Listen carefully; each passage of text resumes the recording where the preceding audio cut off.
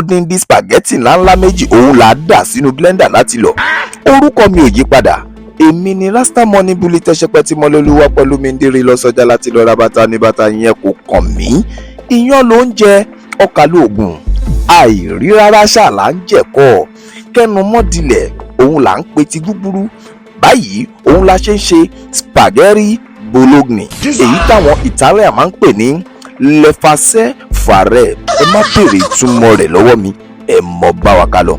A gbúdọ̀ lọ spaghetti yìí kó kúnná débi wípé kò gbúdọ̀ sí kókó àbí èékánná kékeré kankan báyìí níbẹ̀. Lẹ́yìn èyí á dà sínú abọ́, ẹyin lọ́pọ̀lọpọ̀ á fi sí i, á wá bù ọ̀pọ̀lọpọ̀ òróró láti fi synchronize ẹ̀, iyọ̀ ló ní fẹ́rẹ́ńjógí lúbúlúbú, á wá rò pọ̀. A gbúdọ̀ rò, á wá fi omi òkun lóní tánṣó tí èlé pọ̀ rárá, á wá máa rò títí tó máa fi bẹ́lẹ́ tó máa jọ èmi báyìí. Lẹ́yìn èyí iṣẹ́ bíbọ̀ òun ló kù, àìfomi sí lórí iná o, àìbẹ́ fòróró sí lórí iná. Gbogbo bá ṣe ti rò yẹn náà ní kì í pẹ́ kó tó jiná, ìṣẹ́jú 5 péré. Àní quick question lónìí torí oúnjẹ wa tá à ń sè spaghetti bolognese ni, kò pẹ́ rárá.